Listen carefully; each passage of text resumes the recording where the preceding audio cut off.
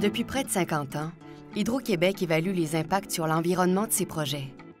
Ces évaluations portent non seulement sur les éléments du milieu humain et du milieu naturel, mais aussi sur le paysage.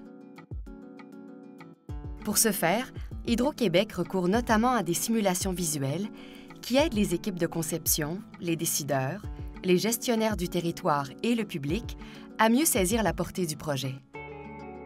Aussi appelées photosimulations géoréférencées, les simulations visuelles sont devenues essentielles pour les phases d'analyse et de validation et pour la communication au grand public. Elles sont plus fidèles à ce qu'on verra une fois les équipements intégrés dans leur milieu que les simulations d'ambiance, qui présentent souvent une mise en scène. La technique de photosimulation géoréférencée fait appel à la géomatique, à l'animation 3D, au dessin assisté par ordinateur et à l'infographie. Elle comporte généralement 6 grandes étapes de réalisation qui sont encadrées de façon très rigoureuse. Tout d'abord, un photographe spécialisé se rend sur les lieux. Il prend des photos de divers endroits choisis en fonction des inventaires du milieu, des analyses du paysage et des visites sur le terrain réalisées au préalable. Ces points de vue doivent être représentatifs des lieux les plus sensibles du milieu d'insertion des équipements.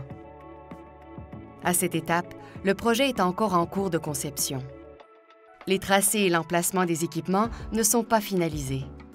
Choisir les bons points de vue représente donc tout un défi. En parallèle, une maquette virtuelle est produite à l'aide d'un logiciel de modélisation 3D. On recrée les particularités importantes du lieu, comme le relief du terrain, les éléments naturels, les bâtiments et les infrastructures. On intègre ensuite l'ensemble des composantes du projet à l'étude. Ces éléments 3D sont fournis par les équipes d'ingénierie d'Hydro-Québec. Ils sont mis à l'échelle et positionnés précisément aux emplacements prévus. Encore ici, la conception du projet n'est pas terminée. Comme la position exacte des équipements n'est parfois pas définitive, il est possible qu'il y ait des disparités entre les simulations visuelles et la finalité du projet. Ces différences sont souvent mineures.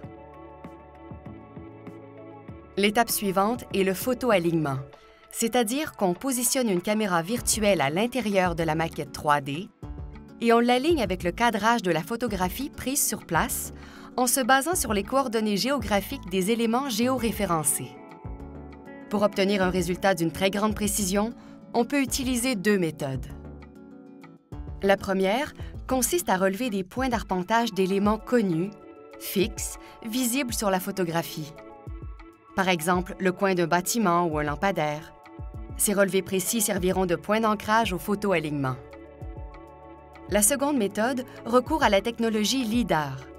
Ce procédé génère littéralement un nuage de points qui représente en 3 dimensions le relief, les constructions et la végétation qu'on trouve sur place.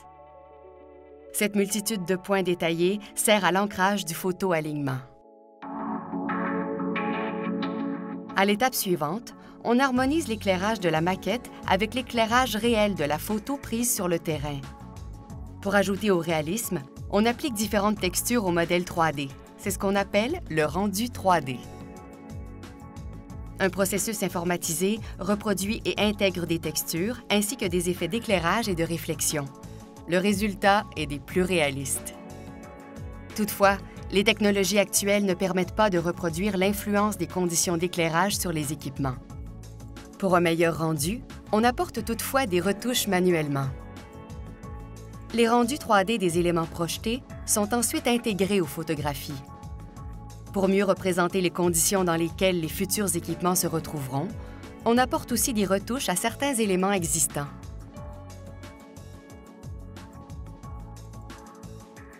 Bien que ces retouches soient réalisées avec précision, elles sont parfois assujetties à la subjectivité des concepteurs des simulations visuelles.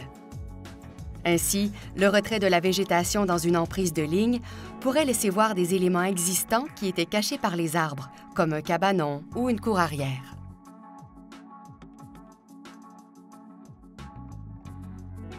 Après l'ajustement final des contrastes de couleurs et de la luminosité, les simulations visuelles sont montées sur des supports de taille variable selon les besoins de présentation et de communication.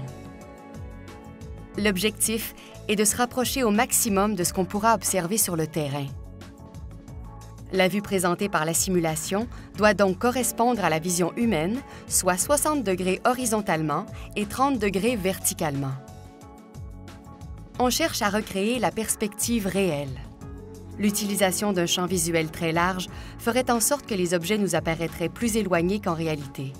Inversement, un champ visuel trop étroit donnerait l'impression que les objets sont très près. Les simulations visuelles doivent respecter 3 qualités essentielles: la compréhensibilité, la crédibilité et l'impartialité. Hydro-Québec a établi un processus méthodologique auquel tous ses fournisseurs doivent se soumettre. Elle s'assure ainsi d'obtenir des simulations visuelles de grande précision, toujours à la fine pointe de la technologie. La production rigoureuse et l'utilisation adéquate des simulations visuelles occupent une place importante dans les projets d'Hydro-Québec. Grâce à cet outil, les professionnels conçoivent de meilleurs projets et peuvent communiquer plus efficacement. Le partage d'informations entre les parties prenantes s'en trouve grandement facilité.